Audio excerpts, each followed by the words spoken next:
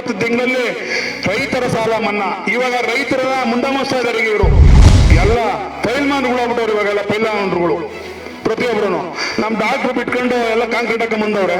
ಅದ್ರ ಮೇಲೆ ರಂಗೋಲಿ ಮಾಡ್ಕೊಂಡ್ ಬರ್ತಾವ. ಅವ್ರೀಗ 15 ಕೋಟಿ ಕಾಂಕ್ರೀಟ್ ಹಾಕ್ಸಿದೀನಿ ನಾನು. ಯಾವ ಊರಿಗೆ ಕೇಳಿದ್ರು ಕೊಟ್ಟವ್ರು ಇಲ್ಲ ಅಂತ ಹೇಳಿಲ್ಲ. ಏನಂದ್ರೆ ಇವ್ರದ್ದೇನೇನು ತಪ್ಪಪ್ಪ ಅಂದ್ರೆ ಪಾಂಪ್ಲೆಟ್ ಇಲ್ಲ, ಫ್ಲೆಕ್ಸ್ ಇಲ್ಲ, ನಮ್ದು ಯಾರು ಗೊತ್ತಿಲ್ಲ. ಡಾಕ್ಟ್ರು ಮಾಡೋರೋ ಬಿಟ್ಟವರೋ ಯಾರು ಗೊತ್ತಿಲ್ಲ. ಏನಿಲ್ಲ ಯಾವ ಕಡ್ಡಿನೂ ಇಲ್ಲ, ಯಾವ ಇದು ಇಲ್ಲ. ಹಂಗಾಗಿ ನಮ್ದು ಪ್ರಚಾರ ಹಿಂದಕ್ಕೆ ಹೋಗುತ್ತೆ. ಇನ್ ಮುಂದೆ ಒಂದ್ ಸಣ್ಣದೊಂದು ಕೆಲಸ ಮಾಡ್ಬೇಕಾದ್ರು ಪ್ರಚಾರ ಜಾಸ್ತಿ ಮಾಡ್ಬೇಕು ನಾವು. ಇವಾಗ ನಮ್ ಡಾಕ್ಟ್ರನ್ನ ಇರೋರೆಲ್ಲ ಬೈದವ್ರೆ.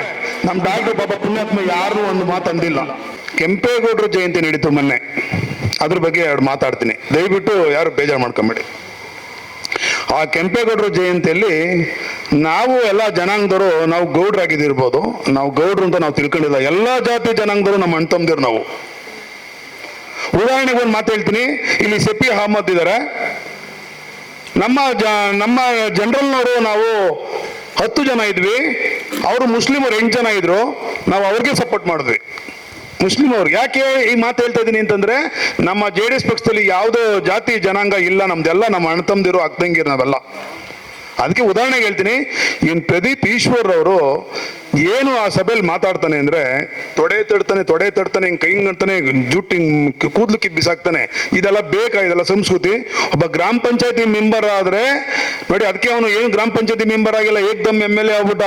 ಗ್ರಾಮ ಪಂಚಾಯತಿ ಮೆಂಬರು, ತಾಲೂಕ್ ಪಂಚಾಯತಿ ಮೆಂಬರು, ಜಿಲ್ಲಾ ಪಂಚಾಯತಿ ಮೆಂಬರ್ ಆಗಿದ್ರೆ ಹೇಳ್ತೀನಿ. ಪ್ರದೀಪ್ ಈಶ್ವರ್ ಅವರು ಕಾಂಗ್ರೆಸ್ ಪಕ್ಷ ಇರ್ಲಿ. ಯಾಕಪ್ಪ ಅಂತ ಹೇಳೋದಾದ್ರೆ, ಅನುಭವ ಇಲ್ಲದ ರಾಜಕಾರಣಿ ಅವನು. ನಾನು ಯಾವಾಗೂ ಮೈಕ್ ಇಟ್ಕೊಂಡ್ರೆ ಯಾರನ್ನೂ ಬೈಯಕ್ ಹೋಗಲ್ಲ, ದಯಮಾಡಿ ತಿಳ್ಕೊಳ್ಳಿ. ನಮ್ಮ ಡಾಕ್ಟ್ರು ಅಷ್ಟೇ. ನಮ್ಮ ಡಾಕ್ಟ್ರನ್ನ ಇರೋರೆಲ್ಲ ಬೈದವ್ರೆ. ನಮ್ಮ ಡಾಕ್ಟ್ರು ಬಾಬಾ ಪುಣ್ಯಾತ್ಮ ಯಾರನ್ನೂ ಒಂದು ಮಾತು ಅಂದಿಲ್ಲ. ನಾನು ಯಾರನ್ನೂ ಬೈದಿಲ್ಲ. ಇನ್ಮೇಲೆ ನಾವು ಸುಮ್ಮನಿರಕ್ ಆಗಲ್ಲ, ಬೈಲೇಬೇಕಾಗ್ತದೆ ಇನ್ಮೇಲೆ. ಯಾಕೆ ಅಂತ ಹೇಳೋದಾದ್ರೆ, ಇನ್ನು ನಾವು ಸುಮ್ಮನೆ ಮಲ್ಕೊಳಕ್ ಆಗಲ್ಲ. ಇನ್ಮೇಲೆ ನಾವು ಇನ್ಮೇಲೆ ಮಾತಾಡ್ಬೇಕಾಗ್ತದೆ. ಅವನು ಹೇಳ್ತಾನೆ, ಕೃಷ್ಣದೇವರಾಯರ ಆ ಕಾಲದಲ್ಲಿ ಕೆಲಸ ಮಾಡ್ತಿದ್ರಂತೆ ನಮ್ಮ ಕೆಂಪೇಗೌಡರು. ಇದು ಬೇಕಾಗಿತ್ತು ಅವನಿಗೆ ಅದು ಅಸ್ಸಾಂದಲ್ಲಿ ಕೆಲಸ ಮಾಡ್ತಿದ್ರಂತೆ ನಮ್ಮ ಕೆಂಪೇಗೌಡರು. ಇದು ಬೇಕಾಗಿಲ್ಲ ಅವನಿಗೆ. ಹೆಂಗ್ ಬೇಕಾಗಿತ್ತು ಅವನಿಗೆ? ಅವ್ನು ಬಂದಿರೋದು ಕೆಂಪೇಗೌಡರು ಜಯಂತಿ ಮಾಡಕ್ಕೆ, ಕೆಂಪೇಗೌಡರ ಬಗ್ಗೆ ಮಾತಾಡ್ಬೇಕಾಗಿತ್ತು ಅವನು. ಅದು ಬಿಟ್ಬಿಟ್ಟು ಮುಟ್ಟಾಳ ಇವನು, ಏನೇನೋ ಕೆಲಸ ಇಲ್ಲದೆಲ್ಲ ಮಾತಾಡ್ತಾನೆ ಇವನು. ಈ ಮಾತನ್ನ ಅವನು ಪ್ರದೀಪ್ ಈಶ್ವರ್ ತಿಕ್ಲ ಅಂತಾನೆ ಹೇಳ್ಬೋದು ಅವನ್ನ. ಯಾಕೆಂದ್ರೆ ನಾವು ನಮ್ಮ ಡಾಕ್ಟ್ರು ಇಷ್ಟೆಲ್ಲ 1 ಲಕ್ಷ ಮಾತಾಡೋರೆ, ಒಂದೇ ಒಂದು ಉಡಪೆ ಮಾತಾಡಿಲ್ಲ ಅವರು. ಅದಕ್ಕೆ ನಾನು ಜೀವನದಲ್ಲಿ ಇದು ನನ್ನ ಕೊನೆಯ ಅಧ್ಯಕ್ಷರು. ಅವ್ರು ಗೆಲ್ಲಿಸ್ಬಿಟ್ಟು ನಾನು ರಿಟೈರ್ಮೆಂಟ್ ಆಗ್ತೀನಿ. ಅಂತದಾಗ ನಾನು ರಿಟೈರ್ಮೆಂಟ್ ಆಗಲ್ಲ.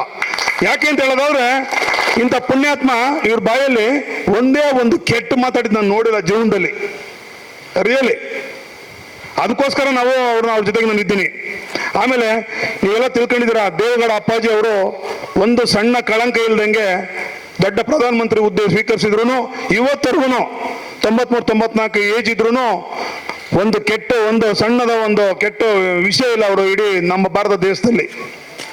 ಅದೇ ರೀತಿ ನಮ್ಮ ಕುಮಾರಣ್ಣವರು ರೈತರ ಪರ ಸಾಲ ಮನ್ನಾ, ಸಾರಾಯಿ ನಿಷೇಧ, ಭಾಗ್ಯಲಕ್ಷ್ಮಿ ಬಾಂಡು, 1-2 ಕಾರ್ಯಕ್ರಮಗಳು, ಲಾಟ್ರಿ ನಿಷೇಧ, ಬೇಜಾನ್ ಕಾರ್ಯಕ್ರಮ ಮಾಡಿದ್ದಾರೆ. ಒಂದೇ ಸರಿ ಬಂದ ತಕ್ಷಣ 20 ತಿಂಗಳಲ್ಲಿ ರೈತರ ಸಾಲ ಮನ್ನಾ. ಇವಾಗ ರೈತರನ್ನ ಮುಂಡಮೋಸ್ತಾ ಇದ್ದಾರೆ ಇವರು. ಬಿಡದಿಯಲ್ಲಿ ನೋಡಿ, ನಮ್ಮ ರೈತರಿಗೆಲ್ಲ ಕಾಂಗ್ರೆಸ್ ಪಕ್ಷ ಸಿಕ್ಕಾಪಟ್ಟೆ ತೊಂದರೆ ಕೊಡ್ತಾ ಇದ್ದಾರೆ. ರೈತರು ಅಂತ ಸುಮ್ಮನೆ ಹೇಳ್ಕೊಂಡು ಓಟ್ ಹಾಕ್ಸ್ಕೊಂತಾರೆ, ರೈತರಿಗೆಲ್ಲ ತೊಂದರೆ ಕೊಡ್ತಾವ್ರೆ. ಇಂಥ ಸರ್ಕಾರ ಬೇಕಾ ನಮ್ಗೆಲ್ಲ? ಬೇಕಾಗಿಲ್ಲ ಇಂಥ ಸರ್ಕಾರ. ದಯವಿಟ್ಟು ಮುಂದಿನ ದಿವಸದಲ್ಲಿ ಈ ಕಾಂಗ್ರೆಸ್ ಪಕ್ಷನ ಕಿತ್ತೊಗಿಬೇಕು. ಯಾಕೆ ಅಂತ ಹೇಳೋದಾದ್ರೆ, ಈ ದೇಶಕ್ಕೆ ನೆಮ್ಮದಿ ಸರ್ಕಾರ ಬರಬೇಕು. ಎಲ್ಲ ಪೈಲ್ಮಾನ್ಗಳಾಗ್ಬಿಟ್ಟವ್ರು ಇವಾಗೆಲ್ಲ, ಪೈಲ್ಮಾನ್ಗಳು ಪ್ರತಿಯೊಬ್ಬರು. ನಮ್ಮ ಡಾಕ್ಟ್ರು ಬಿಟ್ಕೊಂಡು ಎಲ್ಲ ಕಾಂಕ್ರೀಟ್ ಹಾಕೊಂಡ್ ಬಂದವ್ರೆ. ಅದ್ರ ಮೇಲೆ ರಂಗೋಲಿ ಮಾಡ್ಕೊಂಡ್ ಬರ್ತಾವ. ಅವ್ರೀಗ ಮಾಡ್ಕೊಳ್ಳಿ, ನಾವೇನು ಬೈಯಕ್ ಹೋಗಲ್ಲ, ನಿಮ್ಮನ್ನ ಬೈಯಕ್ ಹೋಗಲ್ಲ. ಅಷ್ಟೇ, ನೀವು ಕೆಲಸ ಮಾಡ್ಕೊಂಡು ಮಾಡಿ, ನಮ್ಗೇನು ಬೇಜಾರಿಲ್ಲ. ಕೆಲಸ ಮಾಡ್ಕೊಂಡು ಒಳ್ಳೆ ಕೆಲಸ ಮಾಡ್ಕೊಂಡು ಹೋಗಿ ನಿಮ್ಮನ್ನ ಸಭಾಸ್ ಅಂತಾರೆ. ನಮ್ಮ ಡಾಕ್ಟ್ರು ಮಾಡ್ಕೊಂಡು ಹೋದ್ರೆ ಏನು ಸುಖ ಬಂತು? ಸುಖ ಇಲ್ಲ ಇದೆಲ್ಲ. ಈಗ ನಮ್ಮ ಡಾಕ್ಟ್ರು ನಮ್ಮೂರಿಗೂ ಕೊಟ್ಟಿದ್ದಾರೆ, ಒಂದು 10-15 ಕೋಟಿ ಕೊಟ್ಟಿದ್ದಾರೆ. 10-15 ಕೋಟಿ ಕಾಂಕ್ರೀಟ್ ಹಾಕ್ಸಿದ್ದೀನಿ ನಾನು. ಯಾವ ಊರಿಗೆ ಕೇಳಿದ್ರು ಕೊಟ್ಟವ್ರು ಇಲ್ಲ ಅಂತ ಹೇಳಿಲ್ಲ. ಏನಂದ್ರೆ ಇವ್ರದ್ದೇನೇನು ತಪ್ಪಪ್ಪ ಅಂದ್ರೆ ಪಾಂಪ್ಲೆಟ್ ಇಲ್ಲ, ಫ್ಲೆಕ್ಸ್ ಇಲ್ಲ, ನಮ್ದು ಯಾರು ಗೊತ್ತಿಲ್ಲ. ಡಾಕ್ಟ್ರು ಮಾಡೋರೋ ಬಿಟ್ಟವರೋ ಯಾರೂ ಗೊತ್ತಿಲ್ಲ. ಏನಿಲ್ಲ, ಯಾವ ಕಡ್ಡಿನೂ ಇಲ್ಲ, ಯಾವ ಇದು ಇಲ್ಲ. ಹಂಗಾಗಿ ನಮ್ದು ಪ್ರಚಾರ ಹಿಂದಕ್ಕೆ ಹೋಗೈತೆ. ಇನ್ನು ಮುಂದೆ ಒಂದು ಸಣ್ಣದೊಂದು ಕೆಲಸ ಮಾಡ್ಬೇಕಾದ್ರು ಪ್ರಚಾರ ಜಾಸ್ತಿ ಮಾಡ್ಬೇಕು. ನಾವು ಇವಾಗ ಪ್ರಚಾರ ಜಾಸ್ತಿ ಇರಬೇಕು. ನಮ್ಮ ಮಾಧ್ಯಮದವರು ಇವಾಗ ಚೆನ್ನಾಗಿ ಕೆಲಸ ಮಾಡ್ತಾ ಇದ್ದಾರೆ, ಎಚ್ಚರಿಕೆ ಕೊಡ್ತಾ ಇದ್ದಾರೆ ಅವ್ರಿಗೆ. ಅವ್ರ ಬಗ್ಗೆ ನಾನು ತುಂಬ ಧನ್ಯವಾದಗಳನ್ನು ಹೇಳಕ್ಕೆ ಇಷ್ಟಪಡ್ತೀನಿ.